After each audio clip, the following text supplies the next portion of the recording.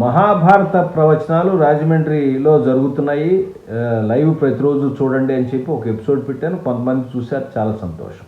నేను కూడా నిన్న 19వ రోజు నేనంటే సోమవారం రోజున టెలికాస్ట్ అయినటువంటి ఎపిసోడ్ 19వ రోజు ఎపిసోడ్ నేను చూశాను. చూసినప్పుడు నాకు చాలా అద్భుతమైనటువంటి విషయం కలిగింది, అనుభూతి కలిగింది.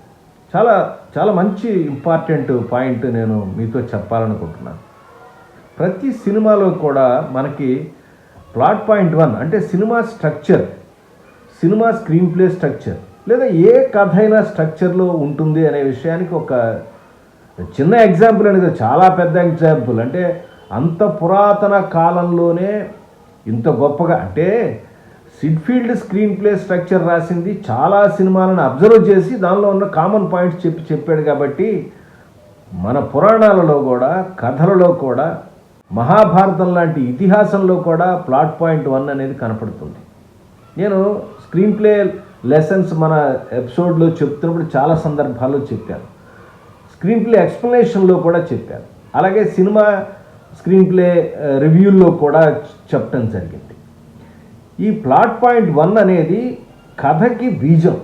అంటే కథ ఎలా నడవాలి, ఎలా నడుస్తుంది, అలాగే ప్రధాన పాత్ర లేదా ప్రధాన పాత్రలు ఏవైతే ఉన్నాయో వాటికి గోల్స్ ఏంటి, వాటి యొక్క నడక ఎక్కడి నుంచి ఎట్లా స్టార్ట్ అవుతుంది, చివరికి ఏ ఎండుకి తీసుకెళ్తుంది అనేది కూడా ప్లాట్ పాయింట్ 1లోనే ఉంటుంది. ఈ మహాభారత ప్రవచనం వింటున్నప్పుడు నిన్న నాకు సభాపర్వంలో, అంటే ద్రౌపది వస్త్రాభరణం సీన్ సంబంధించిందంతా కూడా 2-2.5 గంటలు, ప్రతిరోజు నేను 6 గంటల నుంచి 8:30 దాకా నేను వింటున్నాను.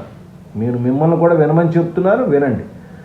ఎందుకు వినాలనంటే నేను చెప్తున్న ఈ ఎపిసోడ్ ఎగ్జాంపుల్ చెప్తున్నాను. ప్లాట్ పాయింట్ 1 దానిలో ఎస్టాబ్లిష్ అయ్యింది. మహాభారతం అనేది ఒక కథగా అనుకుంటే, కౌరవ పాండవుల యొక్క కథ అనుకుంటే, నిన్న చెప్పిన ఎపిసోడ్ అంటే ద్రౌపది వస్త్రాపహరణం సీన్ అనేది, ఆ పర్టికులర్ సన్నివేశం అనేది, దానికి ముందు వెనక వచ్చినటువంటి సన్నివేశాలు కనుక విన్నట్టయితే మనకి ప్లాట్ పాయింట్ 1 అనేది స్పష్టంగా తెలుస్తుంది. అది అలాగే ఒక చిన్నగా ఎక్స్ప్లెయిన్ చేస్తాను, అందుకోసం స్పెషల్గా ఎపిసోడ్ చేస్తున్నాను. మళ్ళీ నేను రిక్వెస్ట్ చేస్తున్నాను కాదు, ఎవరు అవసరం ఉంటే వాళ్ళు చూస్తారు, ఎవరు వెసులుబాటుని వాళ్ళు చూస్తారు. కథ నేర్చుకోవాలనుకునేవాళ్ళు అందరూ కూడా తప్పకుండా చూడవలసినటువంటి ప్రవచనం. అంటే చాలామంది ఉన్నాయి, అవి కూడా చూడండి, ఇది కూడా మళ్ళీ చూడండి. ఎన్నిసార్లు విన్నా, తరిచి విన్నా దానిలో సందేహాలు లేకుండా బోలెడు విషయాలు మనకు తెలుస్తాయి.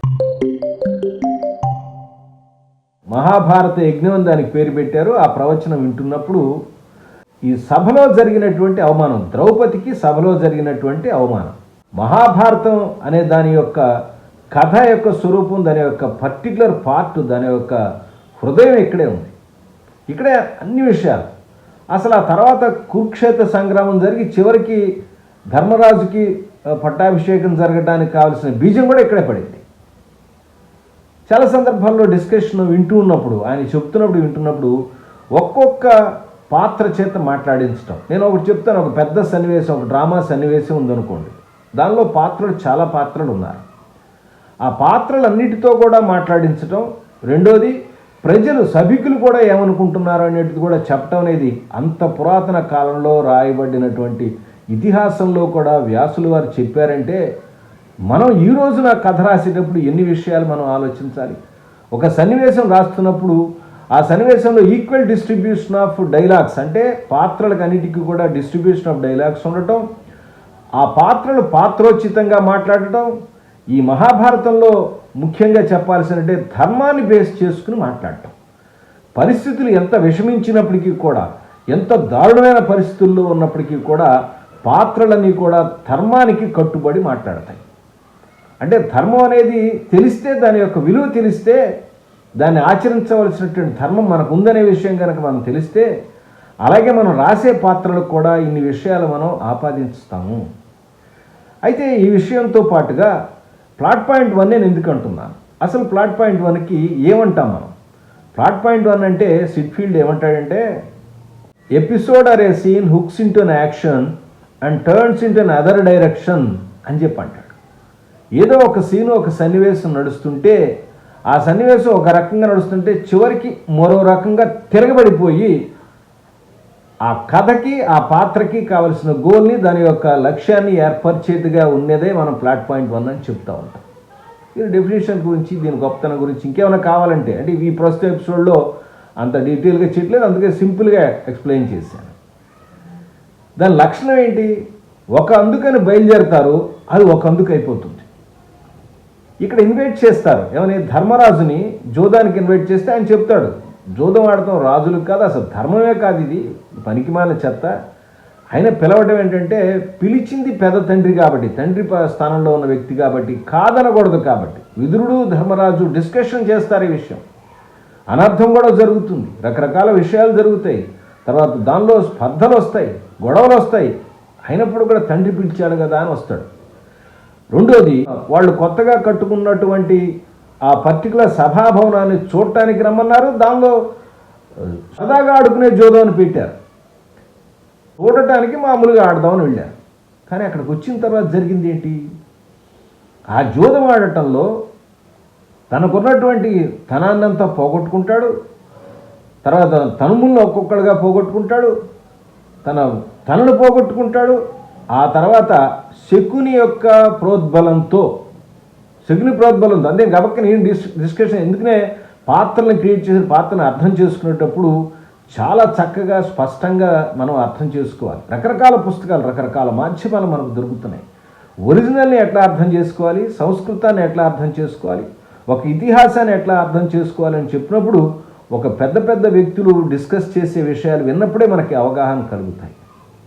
అప్పుడు ఆ ద్రౌపదిని పందెంలో పడితే ఆమె ఓడిపోవటం, ఆమె వస్త్రాభరణం తీసుకురావడం, అక్కడ అందరూ కూడా భీముడు చేసిన ప్రతిజ్ఞలు కానీ ఇవన్నీ కూడా అవి ఏం చెప్తాడు భీముడి ప్రతిజ్ఞల్లో, రాబోయేటటువంటి యుద్ధంలో వీడిని దుశ్శాసనం చంపేస్తాను, రాబోయే యుద్ధంలో దుర్యోధను చంపేస్తాను. అంటే యుద్ధం వస్తుందనే విషయం అంటే ఏంటి? ఇంత కడుపు రగిలింత అది ఏం జరుగుతుంది?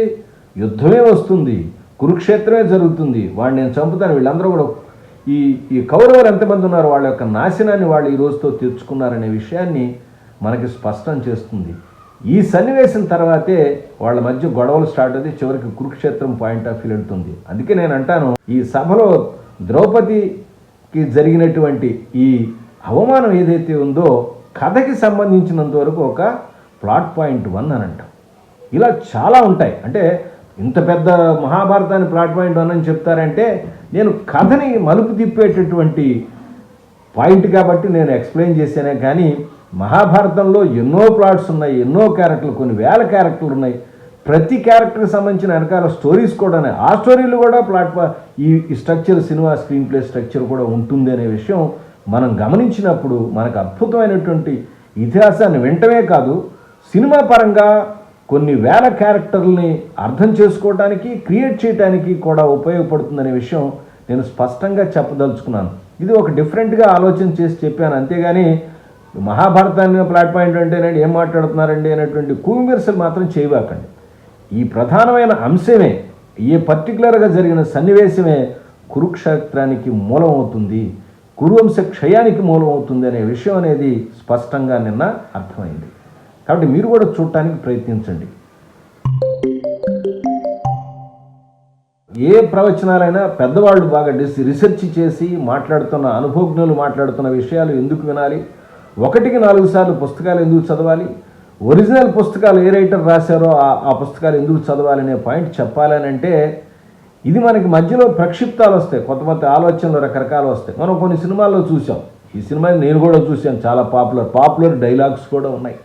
మనకు మైసభలో ఆయన దుర్యోధనుడు అవమానం పొందినప్పుడు డైరెక్ట్గా ద్రౌపది నవ్వినట్టుగా సినిమాలో చూపిస్తారు. సినిమాలో చూపించడం అంటే సినిమా అనేది ఒక మాధ్యమం, దాని యొక్క పర్పస్ వేరు, దాని ఆ పాయింట్ చెప్పట్లేదు. అదే నిజం అనుకుని మనం మాట్లాడటం అనేది తప్పు అంటున్నాను. మన ధర్మాన్ని తక్కువగా ఆలోచించడం అనేది తప్పు, పైగా మాట్లాడటం అనేది తప్పు అనే విషయాన్ని నేను ఈ సందర్భంగా మీ అందరికీ తెలియజేస్తున్నాను. అసలు అక్కడ కృష్ణుడు కానీ ద్రౌపది కానీ లేనే లేదు. ఆ తర్వాత డిస్కషన్లో ఆయన ఎక్స్ప్లెయిన్ చేస్తుంటే, సామవేదం గారు ఎక్స్ప్లెయిన్ చేస్తుంటే తెలిసిన అంశం ఏంటంటే దుర్యోధనుడు ధృతరాష్ట్రుడితో చెబుతూ అబద్ధం చెప్తాడు, నాకు అవమానం జరిగిపోయింది, వాళ్ళ యొక్క సంపదను చూసి నేను ఓర్చుకోలేకపోతున్నాను, అసలు విచిత్రం ఏంటంటే ద్రౌపది కృష్ణుడు కూడా చూసి నవ్వారని చెప్తాడు.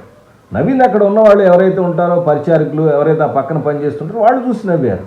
లేని విషయాన్ని కూడా కల్పించి తనకు కావలసిన విషయాన్ని ధృతరాష్ట్ర నుంచి రాబడతాడు. ఇట్లా చాలా విషయాలు మనకి వాస్తవాలు అనేవి ఈ ఎక్స్ప్లెనేషన్ ద్వారా బయటపడుతుంది.